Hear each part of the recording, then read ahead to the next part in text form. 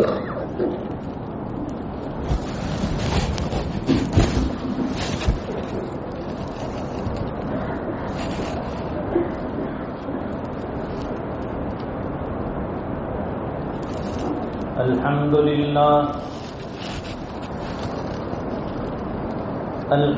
لله وكفى وسلام على عباده الذين اصطفى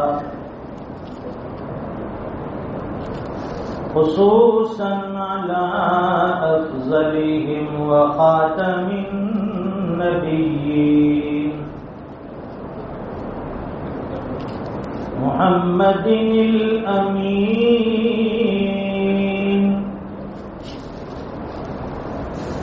وعلى آله وصحبه أجمعين.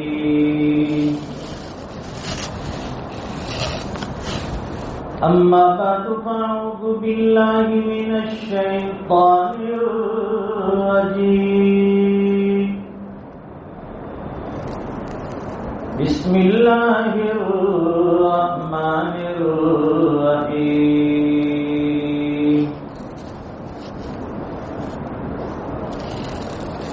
ربنا وجعلنا مسلمين لك ومن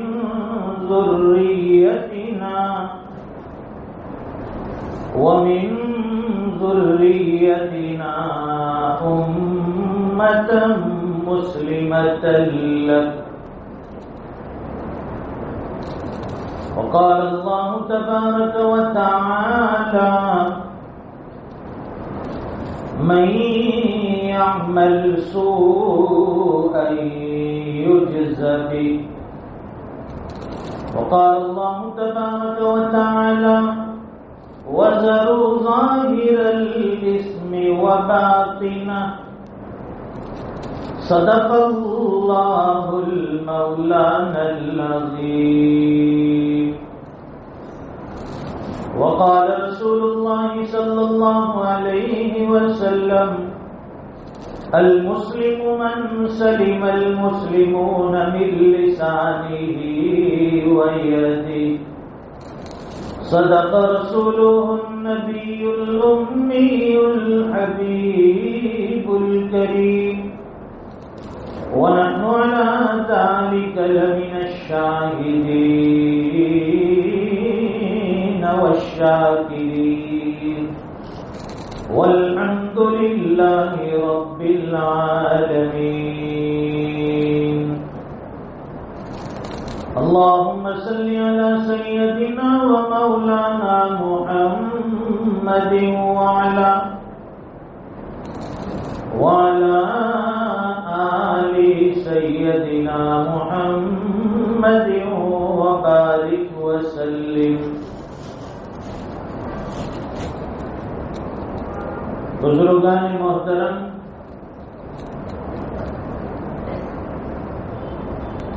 گراں قدر حضرات علماء کرام، ملت اسلامیہ کے جوانوں اور دینی بھائیوں،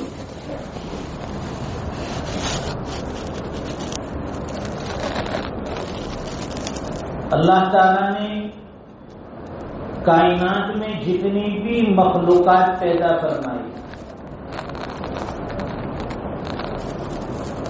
اس میں انسان کو ایک امتیاز حاصل ہے. یہ اشرف المخلوقات ہے، ساری مخلوقات سے ہٹ کر اس کا درجہ اور مرتبہ ہے.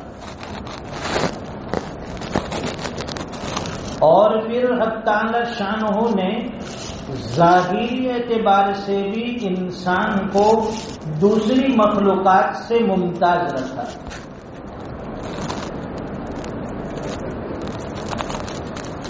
آپ اگر حیوانات کو دیکھیں گے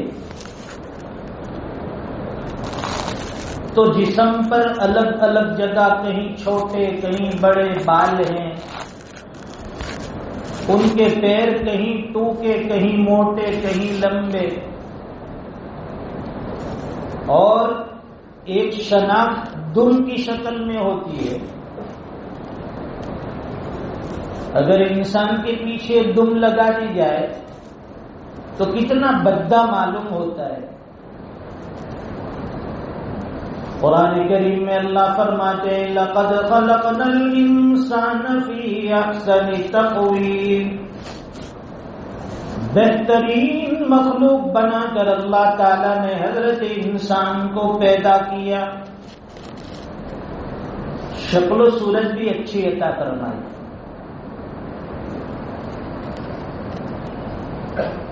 اور یہ کائنات جو ہیں اللہ تعالیٰ نے اصل میں انسان ہی کے لیے یہاں کی رنگ و بو، یہاں کی سجاوٹیں، یہاں کی بناوٹیں، یہ سجایا یہ آسمان زمین یہ شامیانہ جو ہے کائنات کا، یہ انسان کے لیے اللہ نے بنایا۔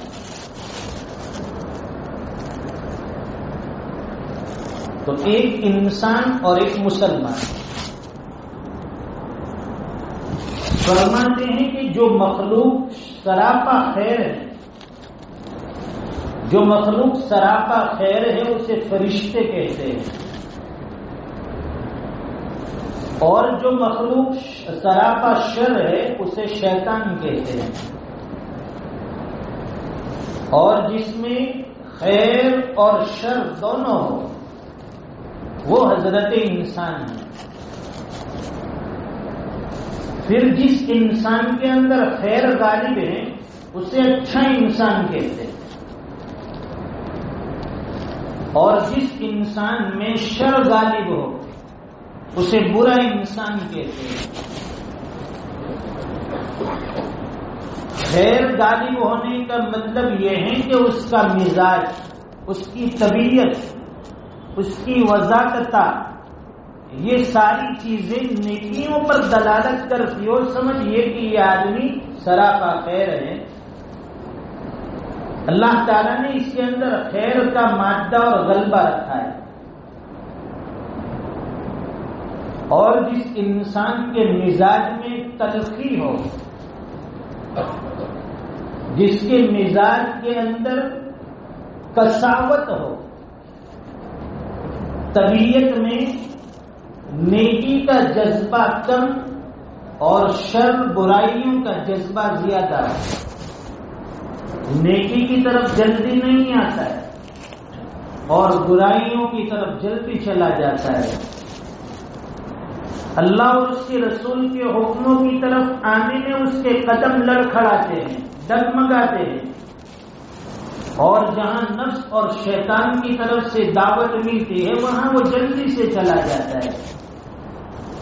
تو فرماتے ہیں کہ یہ انسان برا ہے، اس کے اندر شر غالب ہے، اس کے اندر برائی غالب ہے۔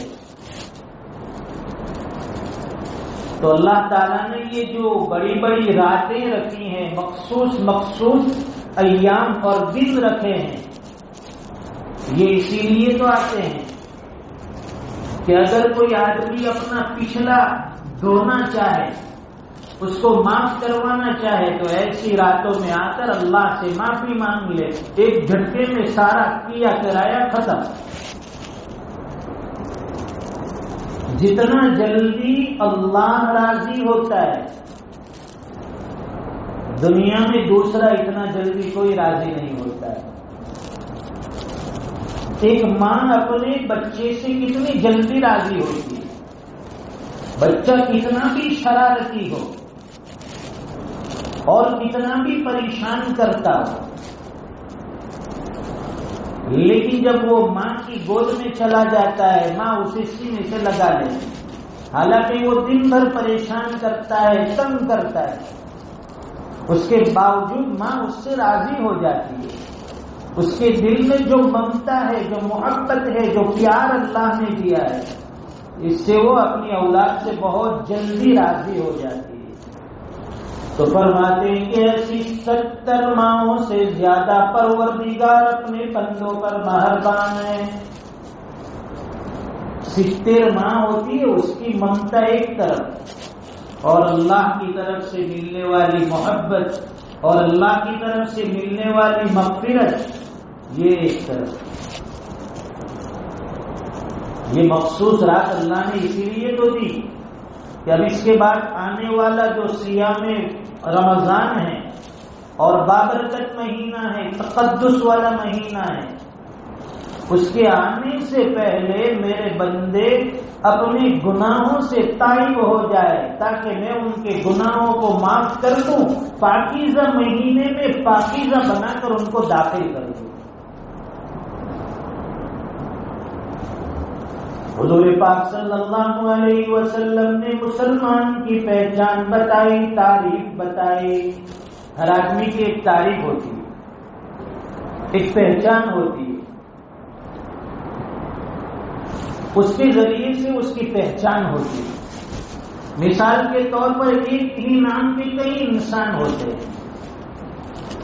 بھائی ایک قاسم ہے، بھائی کون سا قاسم؟ تو اس کے ساتھ اس کی پہچان بتائی جاتی ہے کہ فلاں قاسم۔ مثال کے طور پر بھائی عبید اللہ، کون سے عبید اللہ؟ تو مولانا عبید اللہ جو دارالاحسان میں نظامت اور خدمت انجام دے رہے، تو یہ پہچان ہوگی۔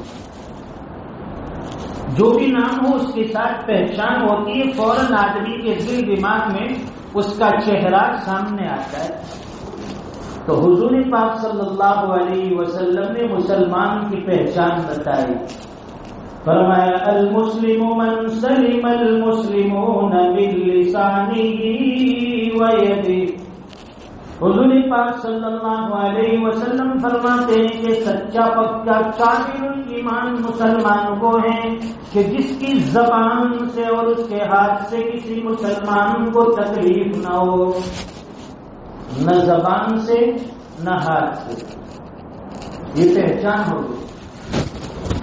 اب اگر ہماری زبان سے کسی کو تکلیف ہو رہی ہے تو ذرا دل میں ٹٹولیے کہ میں مسلمان ہوں، میں مسلمان کی فہرست میں آتا ہوں۔ حضور نے جو مسلمان کی تعریف بتائی ہے کیا اس میں میں بھی ہوں؟ اور ایک ہے ہاتھ سے تکلیف پہنچانا۔ علماء نے لکھا ہے کہ زبان کو اس لیے پہلے لائے کہ زبان سے تکلیف پہنچانا عام ہو گیا ہے اور یہ ایک دم ایزی اور آسان۔ ہاتھ سے تکلیف پہنچانے کے لیے تو اس کے پاس جانا پڑے گا، کسی کو مارنا ہو، تکلیف دینی ہو، اس کے راستے کو روکنا ہو، دوسری جو بھی تکلیف۔ لیکن زبان سے تکلیف آدمی یہاں بیٹھ کر دنیا کے دوسرے ملک والوں کو بھی تکلیف دیتا ہے۔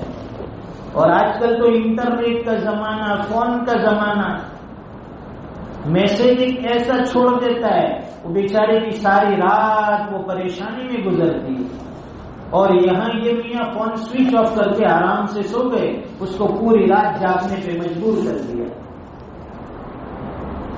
تو فرماتے ہیں کہ زبان کے ذریعے آدمی دوسرے کو تکلیف پہنچاتا ہے،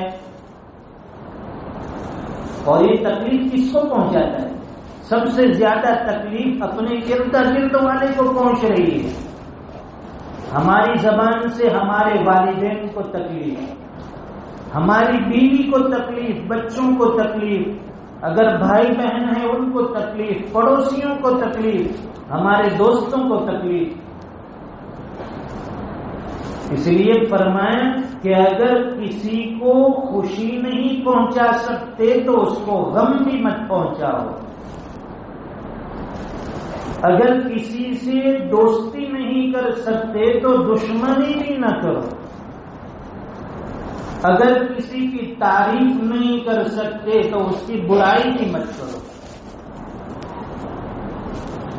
ہم خوشی نہیں دیکھ سکتے تو اس کو غم بھی نہ پہنچائے، ہمارا کیا حق بنتا ہے؟ تو فرماتے ہیں کہ زبان کے ذریعے سے آدمی بڑے بڑوں کو اور اچھے اچھوں کو لپٹ میں لے لیتا ہے، اور زبان کے ذریعے آدمی صرف زندہ کو نہیں بلکہ گڑھے مردے بھی اکھاڑ لیتا ہے۔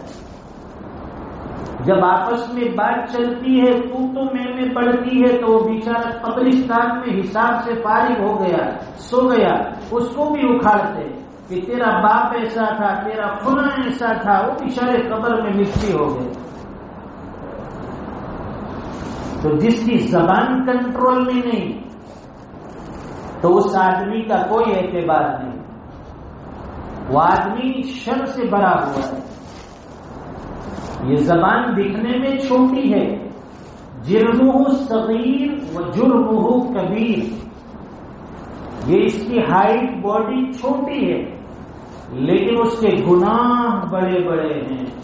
قیامت کے دن کتنے لوگ اسی زبان کی وجہ سے گرفت میں آئیں گے اور جہنم کا ایندھن بن جائے گا۔ اللہ تعالیٰ اس زبان کی حفاظت فرمانے والا بنایا ہے، یہ چلتی بہت ہے، اور لوگ کہتے ہیں کہ عورت کی زبان بڑی تیز ہوتی ہے، کینچی کی طرح چلتی ہے۔ وہ تو چلتی تو ہے لیکن اس میں مرچ مسالہ اور نمک ہم ڈالتے ہیں۔ اچھا انسان کون ہے؟ اگر بیوی زور سے بول رہی ہے تو اچھا انسان وہ ہے سمجھدار، خاموش ہو جائے۔ اگر وہ آواز کر رہی ہے، کوئی شکوہ کر رہی ہے، کوئی آپ کو فرمائش کرتی ہے تو یہ میاں آپے میں آ کر آستین چڑھا دیتا ہے اور کہتا ہے کہ ہیں پاشی منے ہاں بھی بولے۔ ارے بھائی وہ تمہاری بیوی ہے، تمہارے اوپر وہ زور نہیں ڈالے گی تو کس کے اوپر ڈالے گی؟ وہ تمہاری رفیق حیات ہے۔ حضور پاک صلی اللہ علیہ وسلم نے فرمایا خیرکم خیرکم لأہلی، تم میں بہترین انسان وہ ہیں جو اپنے گھر والوں کے لیے اچھا ہو، بہتر ہو۔ بہترین انسان کی پہچان بتائے کہ تم میں بہترین انسان کون ہے؟ جو اپنے گھر والوں کے لیے سب سے بہتر ہو۔ اب گھر والوں کے لیے کیسے بہتر؟ فرماتے کہ آدمی جب باہر ہوتا ہے، دوستوں کی مجلس میں ہوتا ہے، کاروبار میں ہوتا ہے، بزنس میں ہوتا ہے، لوگ اس کی بڑی تعریف کرتے ہیں کہ ماشاءاللہ بڑا دل گردے والا آدمی ہے۔ کھلانے پلانے میں تو اس کا جواب ہی نہیں، بس خالی بہانے ڈھونڈتا ہے اور دسترخوان لگا دیتا ہے، اور سخاوت کی تو دریا بہا دیتا ہے۔ 500 مانگو تو 1000 دیتا ہے، 1000 مانگو 2000۔ لوگ خوب تعریفیں کر رہے ہیں اور یہ تعریفیں لوٹ رہا ہے، اور لوگ اسے معاشرے میں اچھا انسان سمجھتے ہیں کہ بڑا اچھا انسان ہے، لیکن حقیقت میں حضور فرماتے ہیں کہ اگر اس کے دوست اسے اچھا کہے وہ اچھا نہیں، معاشرے والے اچھا کہے وہ اچھا نہیں، اگر بستی اور علاقے والے گاؤں والے اسے اچھا کہے وہ اچھا نہیں۔ اچھا وہ ہے جس کو اس کا گھر والا، اس کے گھر والے اس کے لیے گواہی دیں کہ یہ اچھا انسان ہے۔ تو گھر میں اس کی بیوی ہے، اس کے بچے ہیں، اگر وہ کہیں کہ ہمارے شوہر اور ہمارے ابا یہ اچھے انسان ہے تو فرماتے ہیں کہ حقیقت میں اس کے اوپر مہر لگی ہے کہ یہ اچھا انسان ہے۔ گھر والے پریشان ہیں، وہاں اگر روز کے خرچے کے لیے پیسے مانگے جاتے ہیں تو بڑبڑاتا ہے، کل تو 500 روپئے دیے تھے کہاں گئے، اور وہاں دعوت پہ دعوت ہو رہی ہے۔ اگر گھر کی ضرورت کے لیے اس سے کہا جائے تو لڑنے جھگڑنے کے لیے کھڑا ہو جاتا ہے کہ جاتا ہم اپنا کر لے آؤ بدل۔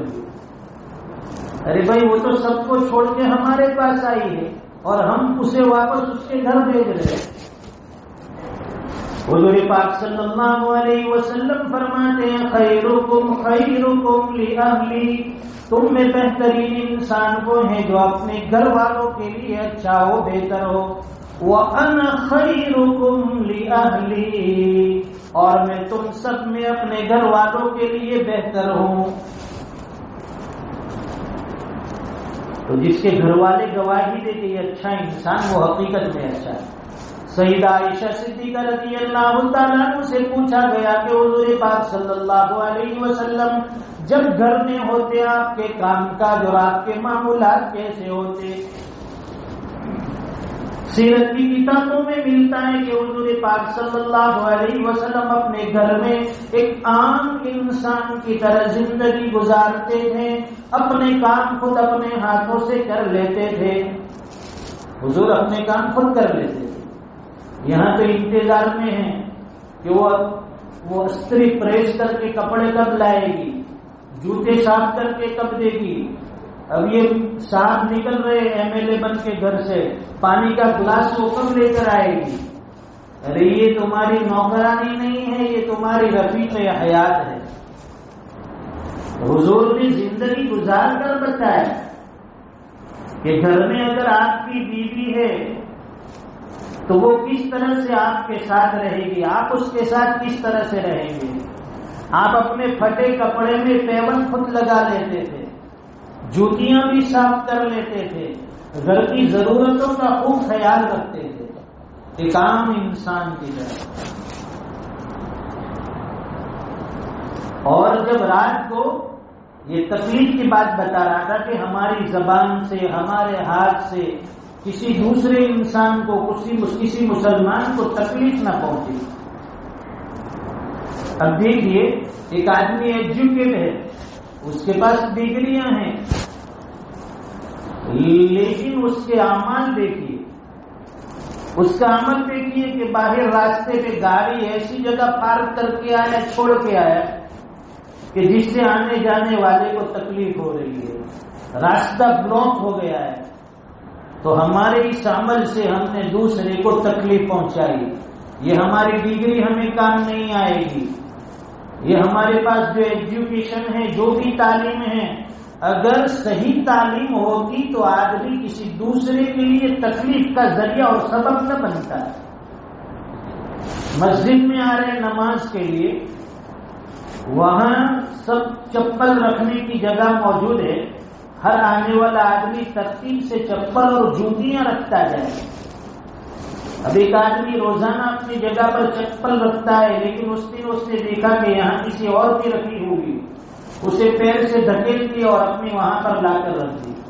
اب جب یہ پہلا آدمی جس کی جوتی اور چپل وہاں رکھی ہے نماز سے فارغ ہو کر وہاں جائے گا، اسے تکلیف ہوگی کہ میں نے یہاں چپل نکالی تھی، جوتی نکالی تھی، وہ یہاں نہیں ہے۔ اب جب تک وہ تلاش کرے گا اسے تکلیف ہوگی، اور اس کی تکلیف کا ذریعہ اور سبب ہم بنے۔ ہم آئے مسجد میں نماز کے لیے، عبادت کے لیے، نیکی کے لیے، لیکن ہمارے اس عمل سے ہم نے دوسرے کو تکلیف پہنچا دی۔ یہ گناہ کبیرہ ہے، ہم اسے بہت معمولی سمجھتے ہیں۔ تو عبادت کے لیے ہم آئے ہیں اور ساتھ میں گناہ کبیرہ بھی کر رہے ہیں۔ آدمی کے لیے نیکیاں کمانا بڑا مشکل، بہت محنت پڑتی ہے نیکیاں کمانے کے لیے، کوئی آسان نہیں ہے۔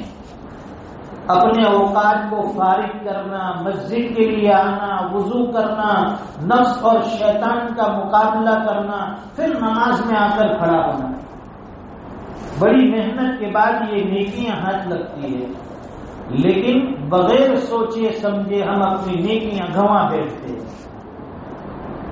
تو فرماتے ہیں کہ آدمی اگر کسی کو خوش نہیں کر سکتا تو اسے غم بھی نہ دے، دوستی نہیں کر سکتا تو دشمنی بھی نہ کرے، اور کسی کو ذرہ برابر ہمارے عمل سے، ہماری کسی چیز سے تکلیف نہ ہو۔ حضور پاک صلی اللہ علیہ وسلم کے معمولات میں ملتا ہے کہ رات کو تہجد کے لیے کھڑے ہوتے ہیں۔ حضور جب تہجد کے لیے بیدار ہوتے تو ہماری طرح نہیں کہ جیسے ہم لوگ اگر رات میں کوئی ضرورت پیش آ گئی تو جلدی سے سوئچ آن کر کے لائٹ شروع کر دی، ادھر دروازہ کھٹکھٹایا، وہ کباڑ کا ڈھکن کھول رہے ہیں، اس سے آواز ہو رہی ہے، بیوی سوئی ہے، بچے سوئے ہیں، ان کی نیند میں خلل آئے گا۔ تو حضور پاک صلی اللہ علیہ وسلم بڑے خاموشی سے بستر سے اٹھتے ہیں اور دبے قدم ایک دم آہستہ سے گھر کے دروازے تک پہنچتے ہیں۔ قام رویدا وفتح الباب رویدا، حضور پاک صلی اللہ علیہ وسلم آہستہ کھڑے ہوتے ہیں اور آہستہ سے دروازہ کھولتے ہیں۔ سیدہ عائشہ صدیقہ رضی اللہ تعالیٰ عنہ بیدار ہوتی ہے، پوچھتی ہے اے اللہ کے رسول اس طرح سے آپ کیوں بیدار ہوئے اور آہستہ سے کہاں چل دیے؟ حضور پاک صلی اللہ علیہ وسلم نے فرمایا کہ عائشہ میں اس لیے آہستہ سے کھڑا ہوا اور آہستہ سے دروازہ کھولا تاکہ تمہاری نیند میں خلل نہ آئے، تم کہیں بیدار نہ ہو جاؤ۔ یہ گھر والوں کے لیے راحت پہنچانے کا کتنا آسان طریقہ۔ تو فرماتے ہیں کہ انسان کے اعمال ایسے ہو کہ وہ نیکیاں بھی کماتا جائے اور گناہوں سے بچتا بھی جائے. علماء نے لکھا ہے کہ جو آدمی 5 وقتہ نماز پڑھ لے اور گناہوں سے بچ جائے اس کے لیے جنت میں جانا آسان ہے. ہر گناہ سے بچنے کا اہتمام کرے، چھوٹے سے چھوٹا گناہ، بڑے سے بڑا گناہ، اس سے آدمی بچ جائے. تو جس کے اندر خیر غالب ہوتی ہے وہ خیر کے کام کرتا ہے، اور خیر کے کاموں میں بہت سی چیزیں آتی ہیں. ایسا نہیں کہ آپ نے کسی کی مال کے ذریعے مدد کی تو یہی نیکیاں ہیں، کسی کی آپ نے ضرورتیں پوری کر دی یہی نیکیاں ہیں. اگر کسی ضرورت مند کی خدمت میں لگ گئے، کوئی معذور ہے، کوئی بیمار ہے، کوئی محتاج ہے، اس کی اگر خدمت میں لگے تو یہ بھی اپنے لیے صدقہ جاریہ اور آخرت میں نجات کا ذریعہ بن سکتا ہے. صحابہ کرام کی کوشش یہ ہوتی تھی کہ کوئی بھی نیکی ہم سے چھوٹنے نہ پائے. فاروق اعظم رضی اللہ تعالیٰ عنہ فرماتے ہیں ایک مرتبہ میں حضرت ابوبکر صدیق رضی اللہ تعالیٰ عنہ کے دور خلافت میں ان کے پاس پہنچا. جب میں وہاں پہنچا تو ایک رجسٹر پڑا ہوا تھا، ایک کاغذ پڑا ہوا تھا جس کے اوپر کچھ لوگوں کے نام تھے، فہرست بنی ہوئی تھی، نام لکھے ہوئے تھے سب کے. اور یہ کون لوگ تھے؟ جو اس وقت علاقے میں اس بستی میں کوئی محتاج ہے، کوئی بیمار ہے، کوئی ضرورت مند ہے، ان سب کے نام لکھے ہوئے تھے. اور پھر ان لوگوں کی خدمت کون کرے گا ان کے سامنے ان کا نام لکھا ہوتا تھا. تو میں یہ فہرست دیکھ رہا تھا کہ فلاں بیمار ہے، اس کی خدمت کے لیے فلاں آدمی ہے، فلاں آدمی اپاہج ہے، اس کی خدمت کے لیے فلاں آدمی. میں پوری لسٹ دیکھتا گیا، مجھے ایک جگہ ایک بڑھیا کا نام ملا، اس کے سامنے کسی خدمت کرنے والے کا نام نہیں تھا. تو میں نے سوچا کہ سب کے سامنے تو خدمت کرنے والے کے نام لگے ہوئے ہیں، اس بڑھیا کا کوئی خدمت کرنے والا نہیں ہے، تو آج سے میں اس کی خدمت کر لوں گا. فاروق اعظم رضی اللہ تعالیٰ عنہ فرماتے ہیں کہ میں فجر کی نماز کے بعد اس بڑھیا کے مکان پر گیا. جا کر میں نے دستک کی، دروازہ کھٹکھٹایا، پوچھا کون ہے؟ کہا کہ عمر ہو. کس لیے آئے ہو؟ کہ اماں تمہارے گھر کی خدمت کے لیے، کام کاج کے لیے عمر حاضر ہے. بڑھیا نے اندر سے جواب دیا کہ بیٹا کوئی آ کر خدمت کر کے چلا گیا فجر کی نماز سے پہلے، گھر کے سارے کام کاج کر کے وہ چلا گیا. اس زمانے میں کام کیا ہوتا تھا؟ ہمارے یہاں پانی کا نل تو اس طرح پانی وہاں نہیں ہوتا تھا، دور کہیں جا کر چشمے سے، کنویں سے پانی بھر کر کھینچ کر لانا پڑتا تھا. اور گھر کے اندر جو برتن ہے اسے صاف کرنے ہیں، کپڑے ہیں وہ دھونے ہیں، جھاڑو لگانا ہے. حضرت عمر رضی اللہ تعالیٰ عنہ سوچنے لگے کہ یہ کون بندہ ہوگا جو فجر کی نماز سے پہلے خدمت کر کے چلا گیا. سوچا کہ ٹھیک ہے، اگلی رات جب تہجد کا وقت ہوگا تب آ کر میں خدمت کر لیا کروں گا. دوسرے دن جب تہجد کا وقت ہوا، حضرت عمر رضی اللہ تعالیٰ عنہ اس بڑھیا کے دروازے پر آئے.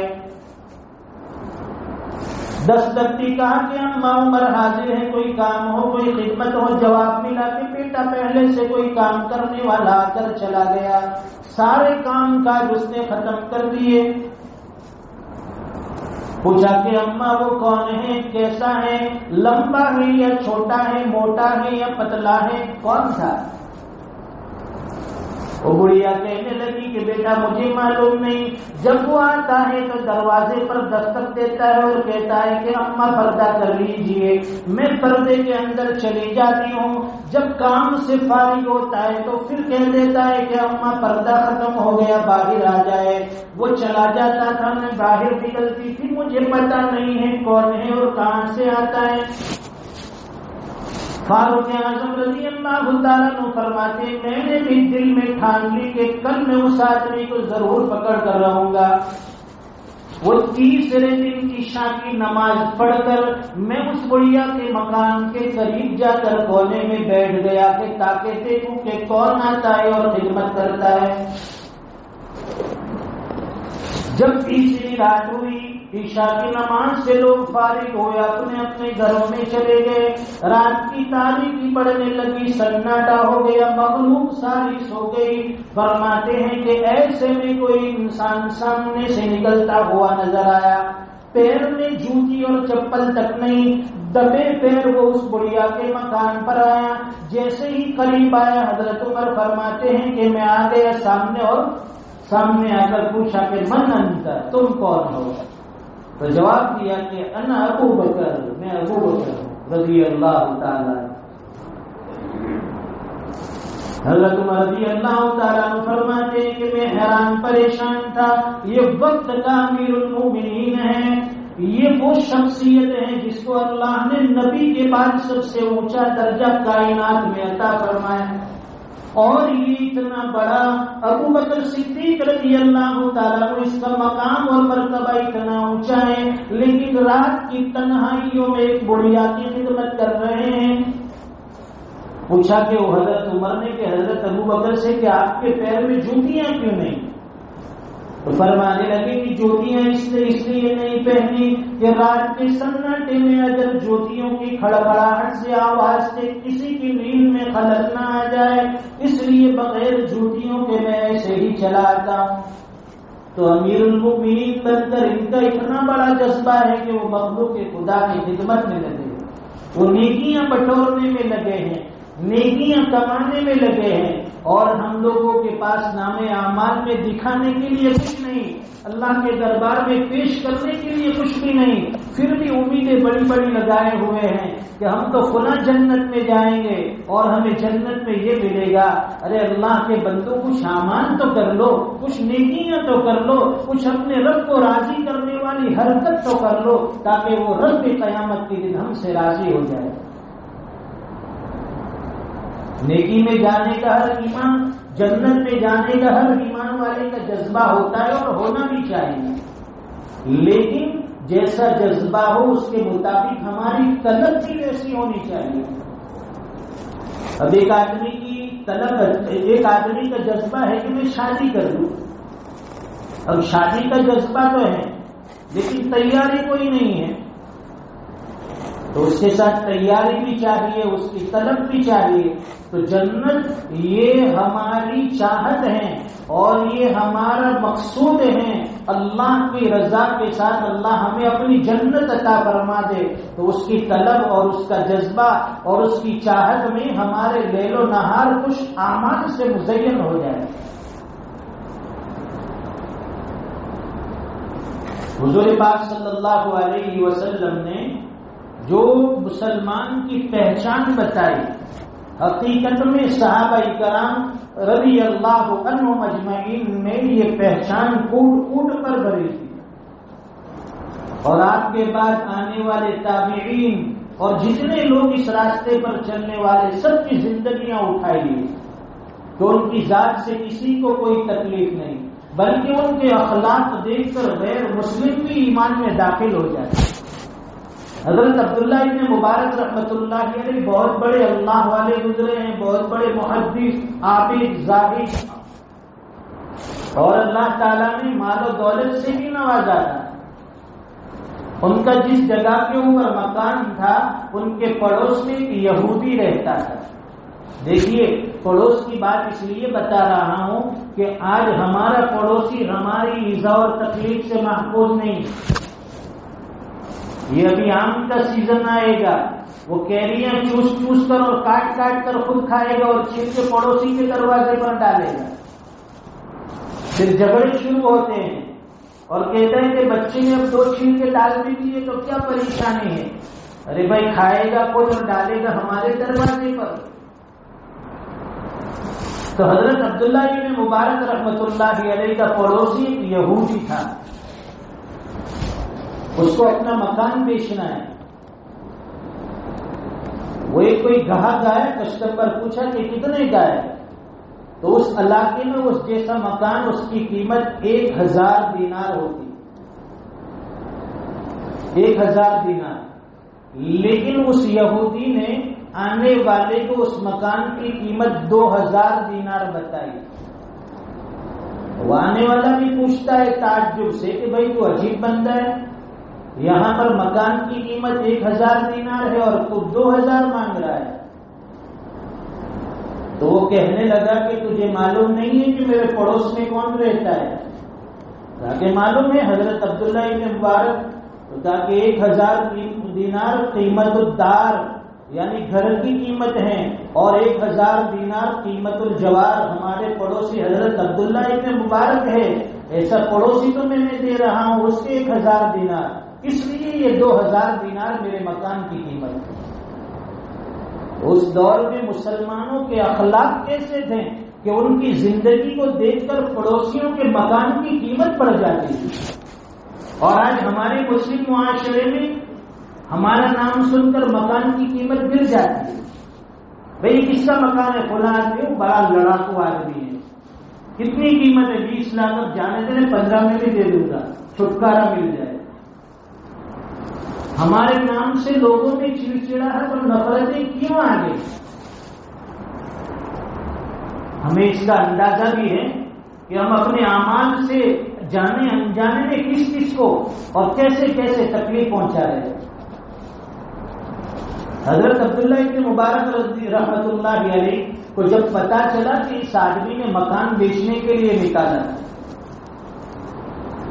اور اسے پیسے کی بھی ضرورت تھی، اور یہ بھی پتا چلا کہ 2000 دینار اس نے قیمت رکھی تھی، تو حضرت عبداللہ ابن مبارک رحمت اللہ علیہ اس کے پاس ایک تھیلی میں 1000 دینار لے کر آئے اور فرمانے لگے کہ بھائی تجھے پیسے کی ضرورت ہے اور تو نے یہ مکان بیچنے کے لیے نکالا ہے، لیکن تو نے قیمت دگنی لگائی جس کی وجہ سے تیرا مکان فروخت نہیں ہوا، گراہک کیسے چلا گیا، اور تجھے ضرورت بھی ہے، تو میں تجھے مشورہ دیتا ہوں کہ تو یہ مکان مت بیچ، اور یہ 1000 دینار میں تجھے بطور ہدیہ تیری ضرورت کے لیے دیتا ہوں۔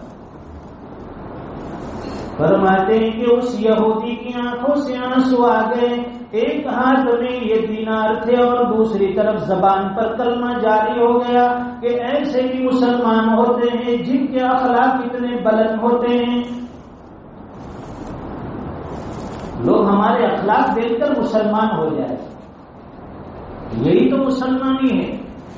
حضور پاک صلی اللہ علیہ وسلم کے جو صحابہ تھے، ایک تو ہوتی ہے دعوت لسانی کہ آدمی زبان سے دعوت ہے، جیسے ہمارے دعوت و تبلیغ کے ساتھی لوگوں کو جوڑتے ہیں، بھائی آئیے مسجد میں آئیے، نمازوں میں جڑیے، تعلیم میں بیٹھیے، یہ دعوت لسانی۔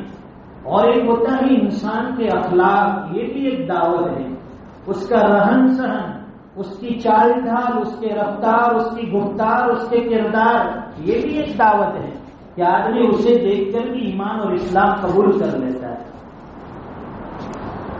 علامہ انور شاہ کشمیری رحمت اللہ علیہ، دیکھیے ایمان والے کا چہرہ جو ہوتا ہے وہ سچا ہوتا ہے، اور اس میں بھی جو نیکی کرتا ہے تو نیکی کرنے کے آثار اس کے چہرے پر نمایاں ہوتے ہیں، ظاہر ہوتے ہیں۔ نیک آدمی کا چہرہ خوبصورت ہوتا ہے، اور گنہگار کے چہرے کے اوپر آپ کو سیاہی نظر آئے گی، اور جو آدمی نیک ہوتا ہے اس کے دل میں سرور اور خوشیاں ہوتی ہے، اور گنہگار انسان اندر سے جل رہا ہے، گناہوں کی آگ میں سلگ رہا ہے، جھلس رہا ہے، بے چینی لگی ہوئی ہے، اس لیے کہ گناہ ایک آگ ہے، گناہ ایک آگ ہے۔ اگر آدمی دنیا میں آنکھوں کے آنسو کے ذریعے سے اس آگ کو نہیں بجھائے گا معافی مانگ کر، تو قیامت کے دن یہ آگ ہمیں جہنم کی آگ میں ڈلوا دے گا۔ تو یہاں کی آگ آنسو کے ذریعے بجھا دیجیے گناہوں کی۔ علامہ انور شاہ کشمیری رحمت اللہ علیہ سورت ریلوے اسٹیشن سے بیٹھ رہے ہیں، اللہ تعالیٰ نے چہرے پر عجیب حسن و جمال دیا تھا، تو جتنے غیر مسلم تھے وہ بھی دیکھ کر متاثر ہو گئے کہ یہ کسی جھوٹے انسان کا چہرہ نہیں ہو سکتا. تو جو آدمی اس کی زبان سے اس کی ذات سے دوسرے کو تکلیف نہیں پہنچاتا تو اس کے لیے اللہ تعالیٰ نیکیوں کا راستہ آسان کر دیتے ہیں، جنت کا راستہ آسان کر دیتے ہیں. اور انسان تو انسان، اگر مخلوق کو بھی ہم نے تکلیف پہنچائے، کسی دوسرے حیوان کو، جانور کو، تب بھی انسان کی روحانی ترقی رک جاتی ہے.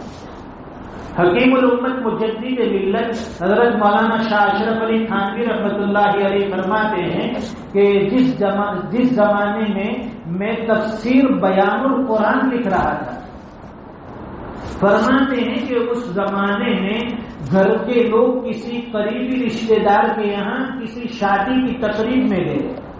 گھر پر حضرت اکیلے تھے اور گھر والوں نے کہا کہ وقت پر جو گھر میں مرغیاں ہیں اسے دانا ڈال دینا. وہ صبح میں ڈالنا ہوتا ہے، دوپہر میں ڈالنا ہوتا ہے. تو حضرت نے فرمایا کہ ٹھیک ہے، میں ڈال دوں گا. دوسرے دن جب صبح ہوئی، حضرت بیان القرآن لکھنے کے لیے بیٹھے تو نہ کوئی علوم اور نہ کوئی نکات ذہن میں آ رہے ہیں. علم رکا ہوا ہے، کچھ سمجھ میں نہیں آتا کیا لکھوں کیا نہیں لکھوں.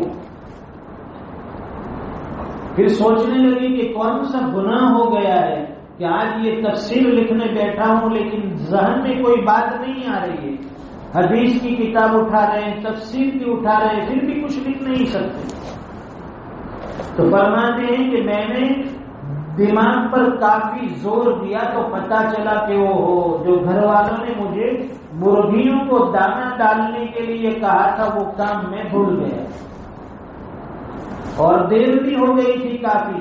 جلدی سے میں گیا اور میں نے مرغیوں کو دانا ڈالا. پھر میں جب آ کر مصلے پر لکھنے کے لیے بیٹھا، اللہ تعالیٰ نے علوم تفسیر کی بارش برسا دی. تو ایسے پرندے اور ایسے جانور جس کو اگر ہم تکلیف پہنچائے تو علوم اور معارف کی بارش بند ہو جاتی ہے. تو اگر گھر میں رہ کر ہم اپنے والدین کو تکلیف دیں گے، اپنے بیوی بچوں کو تکلیف دیں گے، اپنے بھائی بہنوں کو تکلیف پہنچائیں گے، پڑوسیوں کو تکلیف پہنچائیں گے، تو بتائیے کہ ہماری ایمانی اور روحانی ترقی کیسے ہوگی؟ تو اصل میں جو کرنے کے کام ہے، یہ بڑی رات میں اس لیے آتے ہیں آدمی کہ بھائی ہم یہاں کچھ دین کی بات سنیں گے اور سن کر عمل کی کوشش کریں گے، اور ہم سے جتنی بھی لغزشیں ہوئی ہیں، جتنی بھی کوتاہیاں ہوئی ہیں، وہ اللہ سے معافی مانگ کر منوا لیں. یہ رات جو ہے معافی کی رات ہے، مغفرت کی رات ہے.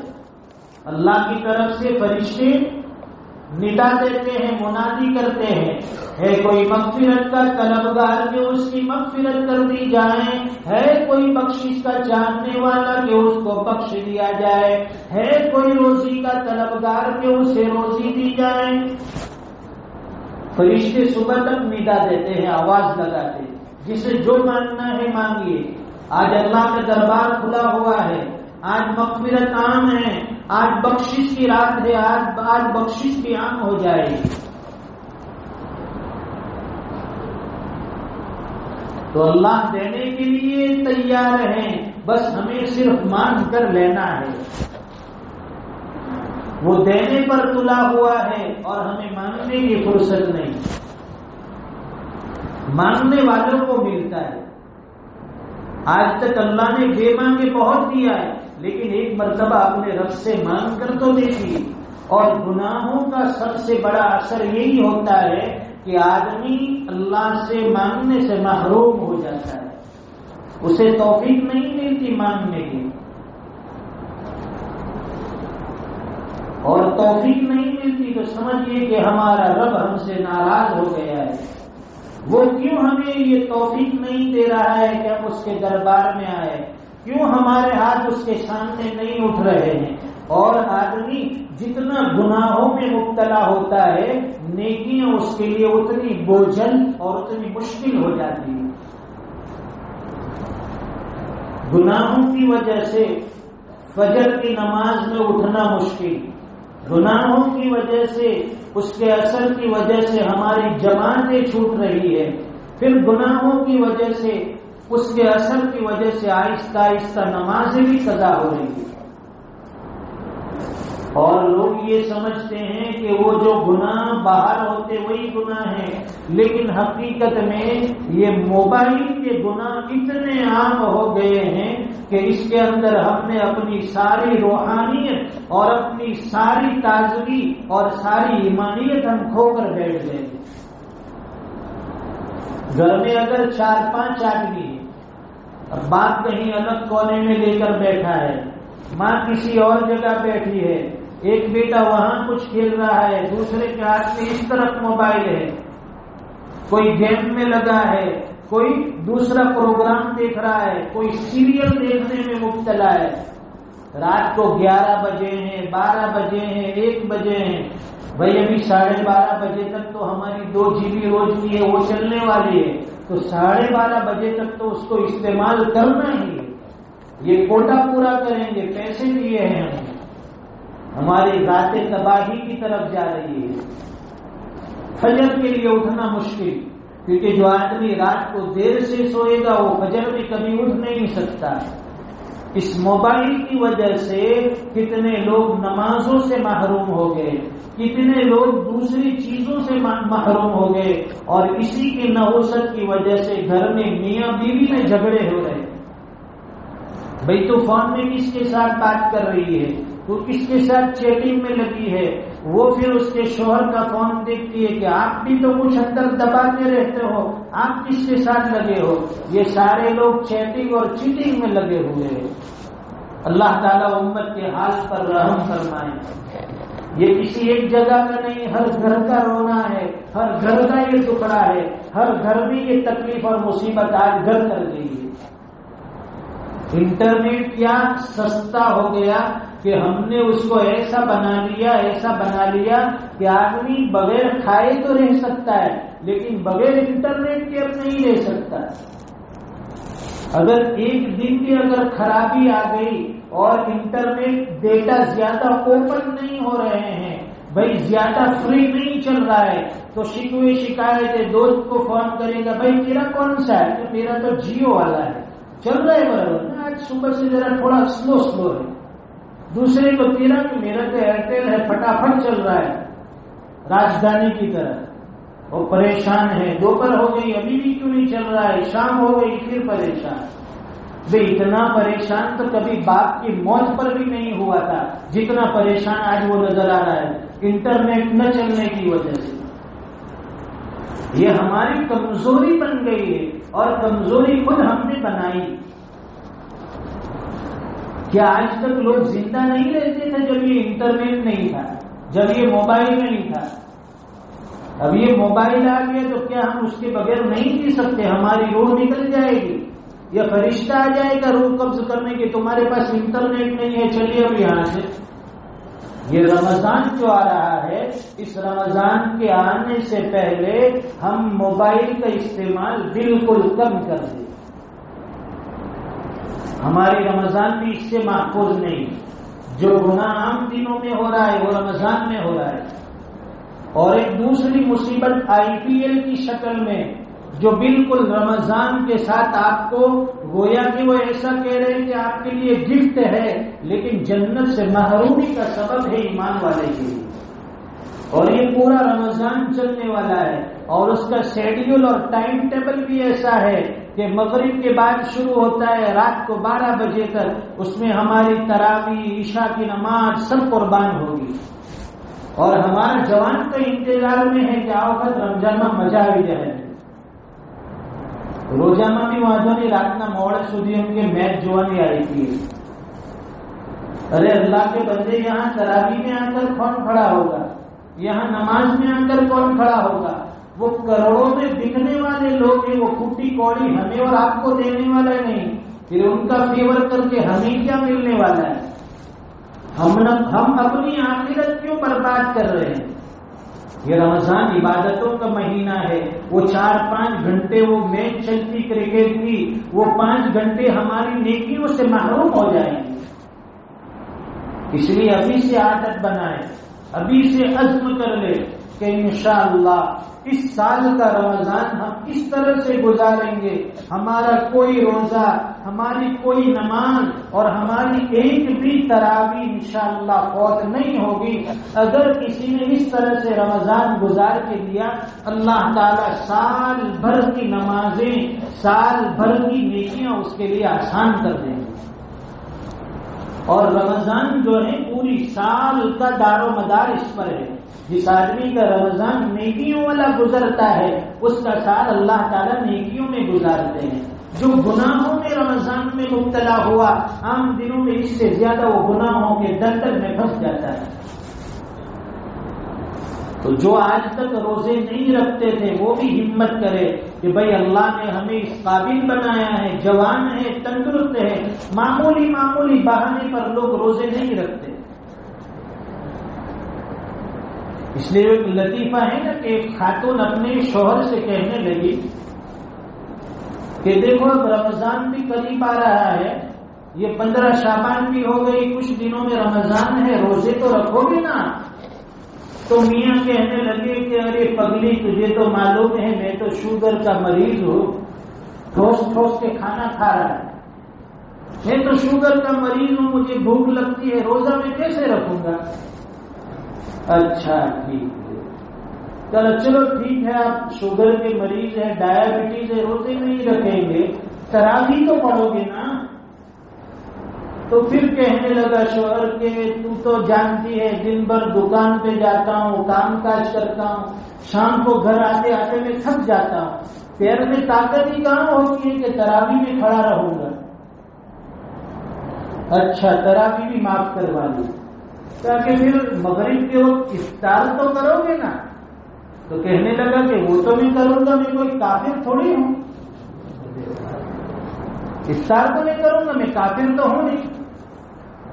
تو یہ جو پیٹ ہے ہمارا ایک طرح سے جہنم ہے، اس میں ٹھونستے جائیں گے، کھانا جتنا آنے دو، حلوی مزید اور آنے دو، اور پھر وہ کھٹی کھٹی ڈکارے رات بھر مارتا رہے گا. تو عبادتوں کے لیے رمضان آتا ہے، نہ کہ کھانے پینے کے لیے. ہمارے اکابر کے حالات دیکھیے، سحر میں اگر ایک آدھ چپاتی مل گئی، افطار میں ایک آدھ چپاتی مل گئی، وہ کالی چائے جو ہوتی ہے وہ پیلی ہو گئی، سو سحری اور افطاری. اور ہمارے یہاں دسترخوان پر دیکھیے یہ سموسے اور یہ پکوڑے اور یہ کباب، نہ یہ کھچڑا، نہ یہ حلیم، اس کے بغیر رمضان نہیں آتا ہے. تو رمضان کو وہ غیر مسلم لوگ بھی کہتے ہیں ابھی تو تمہاری رمضان آئی کہ برابر کھاؤں مڑ گئے پھر آندر مانی. تو ان کے ذہن میں بھی یہ بات بیٹھ گئی کہ رمضان میں یہ میاں لوگ بہت زیادہ کھاتے ہیں. ارے بھائی رمضان تو بھوکے رہنے کے لیے آتا ہے کہ آدمی جب بھوکا رہے گا تو کسی غریب کی بھوک کا احساس ہمیں ہوگا. سال بھر تو پیٹ بھر کر کھایا ہے اور اپنی مرضی سے کھایا ہے، جب جینے آئے تب کھایا ہے. اب ایک سال اللہ کے حکموں کے مطابق کھائیں گے. جب اللہ کا حکم ہوگا کہ افطار کرو تو اس وقت افطار کریں گے، جب حکم ہوگا کہ اب کھانا بند کرو اس وقت کھانا بند کر دیں گے. تو ایک مہینہ اس کے لیے آتا ہے. یا ایھا الذین آمنوا کتب علیکم الصیام. قرآن کریم میں اللہ فرماتے ہیں اے ایمان والو کتب علیکم الصیام، تم پر اللہ تعالیٰ نے روزے فرض قرار دیے. اور یہ نہیں کہا کہ صرف اس امت کے لیے فرض قرار دیے، فرمایا کما کتب علی الذین من قبلکم، جیسے کہ تم سے پہلے لوگوں کے اوپر بھی یہ روزے کی عبادت فرض تھی، لعلکم تتقون. اور روزے کا ماحصل اور روزے کا مقصد بھی اللہ نے بیان کیا کہ مقصد یہ ہے کہ تم متقی ہو جاؤ، اللہ سے ڈرنے والے بن جاؤ، گناہوں سے بچنے والے بن جاؤ، دوسروں کے حقوق ادا کرنے والے بن جاؤ، کسی کو کو زبان سے اور ہاتھ سے نقصان پہنچانے سے بچ جاؤ، سراپا اسلام والی زندگی گزارنے والے بن جاؤ، مسجدوں کو آباد کرنے والے بن جاؤ، اللہ کے راستے پہ نکلنے والے بن جاؤ، اللہ کے سامنے گڑ گڑانے والے بن جاؤ، معافی مانگنے والے بن جاؤ، درگزر کرنے والے لوگوں کو معاف کرنے والے بن جاؤ، اللہ کے راستے میں خرچ کرنے والے بن جاؤ، لوگوں کے دکھ درد میں شریک ہونے والے بن جاؤ، اور اپنی اور اپنے گھر والوں کی اصلاح کی فکر کرنے والے بن جاؤ، اس رب کو راضی کرنے والے بن جاؤ۔ قیامت کے لیے اس کے سامنے اس حال میں کھڑے ہو جاؤ کہ وہ رب تم سے راضی ہو جائے اور تم اس سے راضی ہو جاؤ، لعلکم تتقون۔ باز ہر آنچ ہستی باز گر کافروں قبرو بت پرستی باز ادھر گہے مادر گہے نا امیدی نیست، صد بار کر توبہ شکستی باز فرماتے کہ انسان یہ سوچتا ہے کہ میں تو بڑے بڑے گناہوں میں مبتلا ہوں، زندگی گناہوں میں گزری ہے، میری معافی کی کوئی امید نہیں، مجھے رب کے دربار سے معافی اور بخشش نہیں ملتی، اس لیے کہ میری زندگی نشے میں ہے، میری زندگی جوئے میں گزر رہی ہے، میری زندگی تو بازاروں میں عیاشیوں کے اڈے پر گزرتی ہے، اور دن رات 24 گھنٹے میں برائیوں کے اندر بدکاریوں کے اندر مبتلا ہوں، میں اتنے گناہوں میں مبتلا ہوں، گناہوں میں اتنا ڈوبا ہوا ہوں، میری مغفرت کی اور میری معافی کی کوئی امید نہیں۔ اسی کے بارے میں فرمایا، اے میرے پیارے بندے، تو اگر گناہوں کا سمندر لے کر آ جائے گا تو میرے پاس بخشش کا سمندر اس سے بھی بڑا ہے، معافی کا سمندر اس سے بھی بڑا ہے، تو سچے دل سے ایک مرتبہ میرے دروازے پر حاضر ہو جا، ندامت کے تو آنسو بہا لے، اپنے پروردگار سے صلح کر لے، معافی کر لے، میں پروردگار بڑے سے بڑے گنہگار کو معاف کر دیتا ہوں، اور آج بھی میری معافی کے دروازے کھلے ہوئے ہیں، جو آنا چاہے آ سکتا ہے۔ معافی کے دروازے سے عام معافی کا اعلان ہے، ہر بندے کو معافی دی جائے گی، بس ایک آدمی آ کر تمنا کر لے، چاہت پیدا کر لے، میرا رب راضی ہو جائے، میں معافی مانگنے کے لیے آیا ہوں، اپنے پروردگار کے سامنے صلح کرنے آیا ہوں، اللہ معاف کرنے کے لیے تیار ہے۔ قرآن کریم میں اللہ فرماتے ہیں، ان اللہ لا یغفر ان یشرک بہ ویغفر ما دون ذلک لمن یشاء۔ اب تعالی شان فرماتے ہیں کہ میں بڑے سے بڑے گناہ کو معاف کر دیتا ہوں، شرک کو معاف نہیں کرتا، شرک کی اللہ کے یہاں کوئی معافی نہیں، اللہ کے ساتھ کسی کو خدائی میں شریک کرے، اللہ کی ربوبیت میں کسی کو پارٹنر سمجھے، اللہ فرماتے ہیں کہ یہ مجھے گوارا نہیں۔ اس کے علاوہ میرے بندے کتنا بھی بڑا گناہ لے کر تو میرے دروازے پر آ جا، میں گناہ معاف کرنے کے لیے تیار ہوں۔ اور آج تو معافی کا اعلان عام ہونے والا ہے، اور فرماتے ہیں کہ جو گناہ ہوئے ہیں اگر اس سے معافی نہیں مانگی تو من یعمل سوءا یجز بہ، جو آدمی جو بھی گناہ کرتا ہے چھوٹا ہو یا بڑا، اس گناہ کی سزا اسے ضرور مل کر رہتی ہے اگر اس نے معافی نہیں مانگی۔ معافی نہیں مانگی تو گناہ کی بعض مرتبہ اللہ تعالیٰ فوری سزا دے دیتے، کیش میں گناہ تو کیش کی سزا،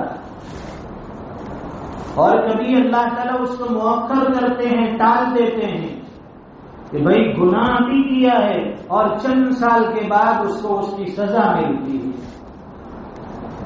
مثال کے طور پر ہمارا کوئی ایسا گناہ ہے جو کبیرہ گناہ ہے، ہم نے معافی نہیں مانگی، اس کی سزا اگر فوراً دنیا میں نہیں ملی تو اللہ تاخیر کرتے ہیں، بڑے ہو کر چاہے اپنی اولاد کی شکل میں کہ کہیں آپ سے آپ کی اولاد چھین نہ لی جائے، جوان بیٹے کو اللہ تعالیٰ ماں باپ سے لے لیتے ہیں، یہ بعض مرتبہ انسان کے گناہوں کی سزا ہوتی ہے جو اسے بعد میں ملتی ہے، پھر وہ سر پہ ہاتھ دے کر پچھتاتا ہے کہ ہائے ہائے میرا وہ کون سا گناہ تھا جس کی وجہ سے آج مجھے یہ غم اور اتنی بڑی مصیبت کا سامنا کرنا پڑا۔ اس لیے علماء نے لکھا ہے کہ کیش کے گناہ ہو تو کیش میں معافی مانگ لو، ادھار کی توبہ کبھی کام نہیں آتی، جوانی کے گناہ جوانی میں معافی مانگ لی جائے۔ یہ امید نہ کرے کہ جب بڑھاپا آئے گا، جب ہاتھ اور پیر کمزور ہو جائیں گے، اس وقت اللہ سے معافی مانگ لیں گے۔ ہو سکتا ہے کہ وہ مہلت کسی کو نہ ملے، اور ہم نے اپنی آنکھوں سے دیکھا ہے یہ 2 سال کا عرصہ اور یہ زمانہ ایسا گزرا ہے، جوان ہماری آنکھوں کے سامنے چلے گئے، بیمار لوگ بچے ہوئے ہیں جن کو مہلک بیماریاں تھی جو موت کی آگوش میں جا کر واپس آئے ہیں، لیکن جوان لوگ جن کی تصور میں بھی کوئی نہیں لا سکتا تھا کہ یہ آدمی دنیا سے چلا جائے گا، ایسا جوان بھی ہمارے سامنے دنیا سے گیا ہے۔ موت سے کسی کو رستگاری اور چھٹکارا نہیں، کب آئے گی، کس کے پاس آئے گی، کس حال میں آئے گی، کوئی نہیں بتا سکتا۔ اس لیے ہمیشہ اپنی آخرت کے لیے، اپنی موت کے لیے اپنے آپ کو تیار رکھے، انتظار نہ کرے کہ کب بڑھاپا آئے گا اور معافی مانگیں گے، کب بڑھاپا آئے گا توبہ کر لیں گے۔ روزانہ ہمارے سامنے خبریں آ رہی ہیں، اعلان ہو رہے ہیں، کتنے علماء دنیا سے چلے گئے۔ یہ 2 سال کے عرصے میں ہزاروں کی تعداد میں ہمارے علاقے اور بستی سے، گاؤں سے، شہر سے لوگ دنیا سے رخصت ہو گئے، موت کی آگوش میں چلے گئے۔ اللہ تعالیٰ نے یہ زندگی ہمیں قیمتی عطا فرمائی، وہ چاہتا تو ہمیں بھی ان کے ساتھ لے لیتا، لیکن اس کریم آقا نے، اس رب نے ہمیں مہلت دی، میرے بندے میں تجھے ڈھیل دے رہا ہوں، یہ برکت والی مبارک رات بھی تجھے عطا کر رہا ہوں، آنے والا صیام اور قیام جو مقدس مہینہ ہے رمضان کا وہ بھی تجھے میں عطا کرنے والا ہوں۔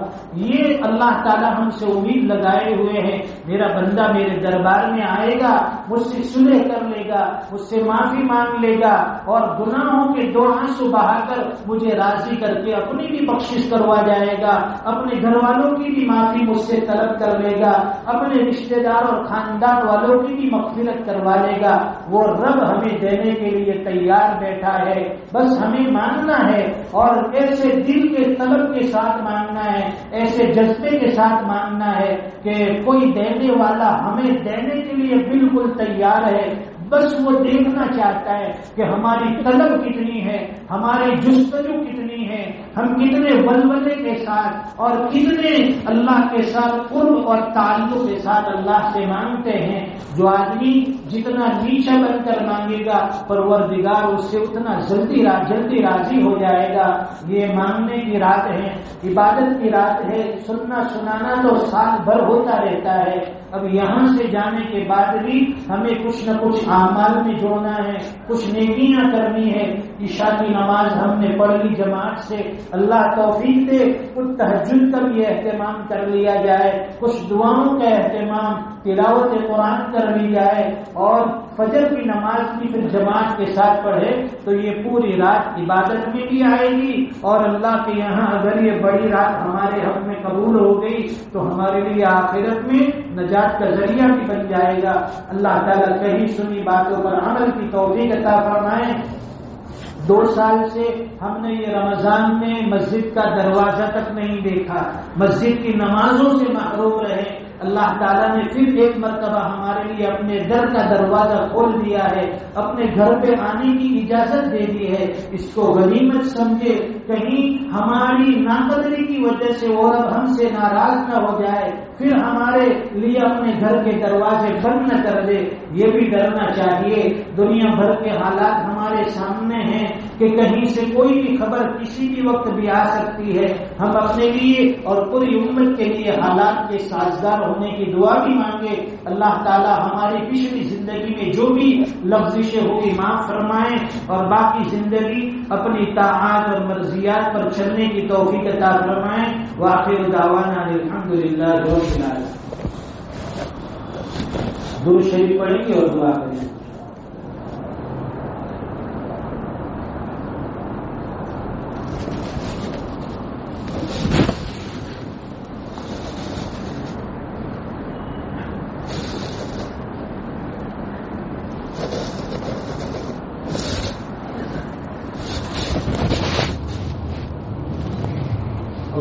صل على سيدنا ومولانا محمد وعلى آل سيدنا ومولانا محمد وبارك وسلم. سبحانك اللهم وبحمدك وتبارك اسمك وتعالى جدك وجل ثناؤك ولا إله غيرك. لا إله إلا أنت سبحانك إنا كنا من الظالمين. يا حنان يا منان يا بديع السماوات والأرض يا ذا الجلال والإكرام. ربنا آتنا في الدنيا حسنة وفي الآخرة حسنة وقنا عذاب النار. ربنا ظلمنا أنفسنا وإن لم تغفر لنا وترحمنا لنكونن من الخاسرين. ربنا هب لنا من أزواجنا وذرياتنا قرة أعين واجعلنا للمتقين إماما. رب ارحمهما كما ربياني صغيرا. رب ارحمهما كما ربياني صغيرا. فاطر السماوات والأرض أنت ولي في الدنيا والآخرة. توفنا مسلما والحقنا بالصالحين. يا قاضي الحاجات يا رافع الدرجات يا كاشف المهمات ويا حل المشكلات يا أرحم الراحمين ويا أكرم الأكرمين ويا غياث المستغيثين ويا راحم المساكين. أصلح لنا شأننا كله ولا تكلنا إلى أنفسنا طرفة عين. اللهم احفظنا يا فياض من جميع البلايا والخطايا والأمراض. اے الہ العالمین ہم سب کے گناہوں کو معاف فرما، ہماری خطاؤں سے درگزر فرما. اے کریم آقا کرم کا معاملہ فرما. اے رحیم آقا رحم کے فیصلے فرما. اے غفار الذنوب ہم سب کے گناہوں کو معاف فرما. اے ستار العیوب ہم سب کے گناہوں پر پردہ پوشی فرما. اے الہ العالمین جس طرح آپ نے دنیا میں ہمارے گناہوں پر ستاری فرمائی، پردہ پوشی فرمائی، کل میدان محشر میں جہاں اولین اور آخرین کا اجتماع ہوگا، ہمارے والدین ہوں گے، ہمارے اساتذہ ہوں گے، صحابہ کرام ہوں گے، خود نبی کریم صلی اللہ علیہ وسلم وہاں موجود ہوں گے. اے الہ العالمین اس دن کی رسوائیوں سے ہماری حفاظت فرما. اے اللہ آج ہم آپ سے گناہوں کی معافی کے لیے آئے ہوئے ہیں. اے اللہ کہیں سے بھٹکتے ہوئے در در کی ٹھوکریں کھاتے ہوئے آج اس در پر پہنچے ہیں. پیارے اللہ محروم نہ فرما، محروم نہ فرما. نفس اور شیطان کی چاپلوسی کرتے رہے، نفس اور شیطان کے چونچلے اے اللہ ہم برداشت کرتے رہے، تجھے ناراض کرتے رہے، نفس اور شیطان کے بہکاوے میں آ کر گناہ کرتے رہے. کریم آقا معاف فرما دے. زندگی گناہوں میں گزر رہی ہے، گناہوں کے دلدل میں ڈوبے ہوئے ہیں، سراپا گنہگار ہے. اے اللہ میدان محشر میں آپ کے سامنے پیش کرنے کے لیے کوئی عمل نہیں، کوئی نیکی نہیں. نام اعمال گناہوں سے بھرا ہوا ہے، سیاہ کاریاں نظر آتی ہے، دور دور تک کوئی نیکی نہیں. کریم آقا کوئی نیکی ایسی کرنے کی توفیق عطا فرما جس سے آپ راضی ہو جائیں. ہمارے رجسٹر کو نام اعمال کو نیکیوں سے بھر دیجیے. اے اللہ آج تک آپ کو ناراض کرتے رہے، آئندہ آپ کو راضی کرنے والے کام کرنے کی توفیق عطا فرما. آنے والی زندگی کو گزری ہوئی زندگی کا کفارہ بنا دے. آنے والے وقت کو گزرے ہوئے وقت سے بہتر فرما. اے اللہ دن کے اجالے میں بھی گناہ ہوئے، رات کی تنہائیوں میں بھی گناہ ہوئے. اے اللہ لوگوں کے سامنے بھی گناہ کیے، چھپ چھپ کر بھی گناہ کیے. اے اللہ گناہوں کو گناہ سمجھ کر بھی کیا ہے اور گناہوں کو گناہ نہ سمجھ کر بھی ہم کرتے رہے. اے اللہ کون سا گناہ ایسا ہے جو ہم نے چھوڑا ہے؟ سب گناہ کر چکے ہیں. اے اللہ سب گناہوں سے معافی دے دے. اے اللہ آج آپ کا دربار عام ہے، لگا ہوا ہے، منادی ہو رہی ہے کوئی بخشش کا مانگنے والا اس کی بخشش کی جائے.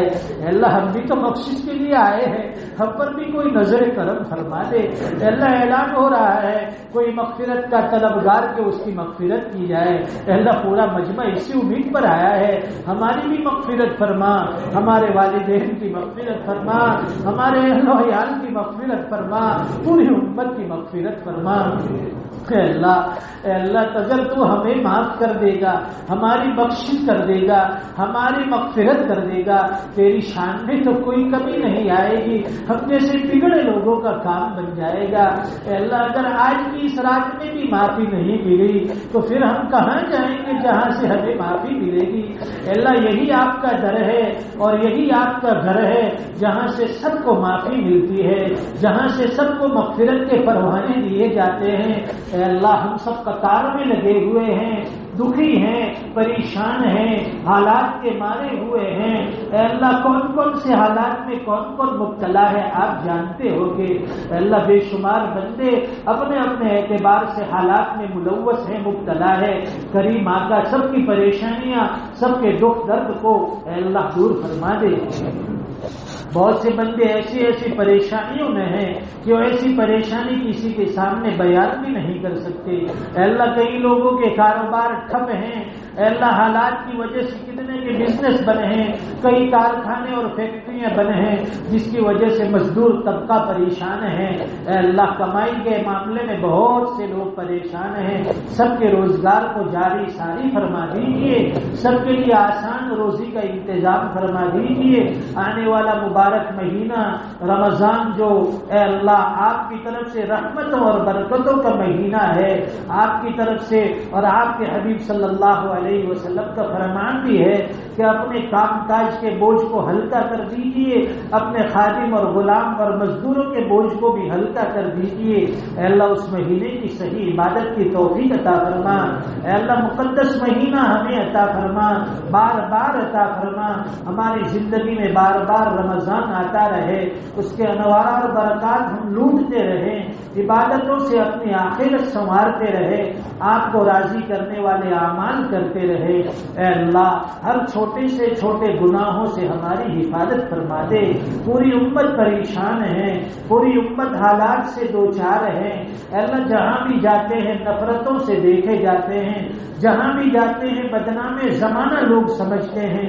قصور صرف اتنا ہے کہ مسلمان ہے، قصور صرف اتنا ہے کہ آپ کا کلمہ پڑھنے والے ہیں، آپ کے حبیب کے امتی ہے۔ جہاں دیکھو لوگ ہمیں ختم کرنے کی سازشیں لگائے ہوئے ہیں۔ اے اللہ جس کا تو حامی اور ناصر بن جائے، پوری دنیا مل کر بھی اس کا بال تک بیکا نہیں کر سکتی۔ اے اللہ پوری امت جسے نفع پہنچانا چاہے، اگر آپ نے مقدر میں نہیں لکھا وہ اسے نفع نہیں دے سکتی۔ اے اللہ ہمارے حال پر رحم فرما، ہمارے اس ملک اور دیش کی حفاظت فرما، یہاں رہنے بسنے والوں کی حفاظت فرما، پورے عالم کے مسلمانوں کی جان مال عزت آبرو ایمان و یقین کی حفاظت فرما، پریشان حالوں کی پریشانیاں دور فرما، حاجت مندوں کی ضرورتیں پوری فرما، بیماروں کو شفا عطا فرما، جو قرضوں کے بوجھ میں ڈوبے ہوئے ہیں اس سے نکلنے کی آسان سبیل و شکلیں پیدا فرما، دنیا سے ایمان پر جانے والوں کو جنت الفردوس عطا فرما، ہمارے مرحومین کی مغفرت فرما، ان کی قبروں کو نور سے منور فرما، جنت میں اعلیٰ اور بالا مقامات عطا فرما، امت کے پریشان حالوں کی پریشانیاں دور فرما۔ اے الہ العالمین آنے والے مہینے کی ہمیں 100% تیاری کی توفیق عطا فرما۔ اے اللہ ہمیں اپنا بنا لے، اے اللہ ہم نے لوگوں کا کر کے دیکھ لیا کچھ نہیں ملا، اے اللہ دکھلاوے کے نام پر کرتے رہے، نفس اور شیطان کو راضی کرتے رہے، شہرت کے نام پر کرتے رہے، نام و نمود اور ریاکاری ہم میں بھری ہے۔ کریم آقا ہم میں اخلاص عطا فرما، للہیت عطا فرما، تقوی طہارت نصیب فرما، عاجز بندہ بن کر رہنے والا بنا۔ اے اللہ کبر سے اور برائی سے اور تکبر سے ہماری حفاظت فرما، ہمارے معاشرے کے بگاڑ دور فرما، ہمارے ماں بہنوں کی عزت اور ناموس کی حفاظت فرما، ہمارے جوانوں کی جوانی کی حفاظت فرما۔ اے اللہ ہمارے معاشرے میں ہر اعتبار سے خیر عطا فرما اور معاشرے سے ہر قسم کی برائی اور رسومات کو ختم فرما۔ الہ العالمین بستی میں جو ادارہ بھی چل رہا ہے اے اللہ اس ادارے کے فیض کو عام و تام فرما، ہمیں بھی ادارے سے وابستگی نصیب فرما، علماء کا جوڑ نصیب فرما۔ اے اللہ ہر کام میں اپنا حصہ اور حق لینے والا بنا۔ اے اللہ ادارے سے اور علماء سے سچی عقیدت اور محبت نصیب فرما، حفاظ اور علماء کی اے اللہ ہمیں قدردانی عطا فرما، اے اللہ دعوت و تبلیغ کی نسبت سے جو لوگ چل رہے ہیں ان کے چلنے کو قبول فرما، مقامی طور پر جو محنت میں جڑے ہوئے ہیں ان کا جڑنا قبول فرما، اے اللہ ہمارے گھروں میں چین سکون عطا فرما، نسلوں میں دین زندہ فرما، ہمیں اپنے اہل و عیال کی آنکھوں کی ٹھنڈک بنا، انہیں ہماری آنکھوں کی ٹھنڈک بنا۔ الہ العالمین یہ بڑی بابرکت رات ہے، مبارک رات ہے، بہت سے بندے نمازوں میں ہوں گے، کوئی تلاوت میں ہوں گے، کوئی دعاؤں میں ہوں گے، اے الہ العالمین آج اس بہانے سے ہم بھی یہاں جڑ گئے ہیں، ہاتھ اٹھا کر بیٹھے ہوئے ہیں، جھولی پھیلائے ہوئے ہیں، ہم سب کی جھولیاں خالی ہے۔ اے اللہ آپ کے دروازے سے کوئی محروم نہیں گیا، کوئی خالی ہاتھ نہیں گیا، ہمیں بھی محروم نہ فرما، ہماری بھی مانتائیں پوری فرما، ہماری بھی حوائجات پوری فرما، پوری امت کی مغفرت فرما، امت کے ایک ایک فرد کی مغفرت فرما۔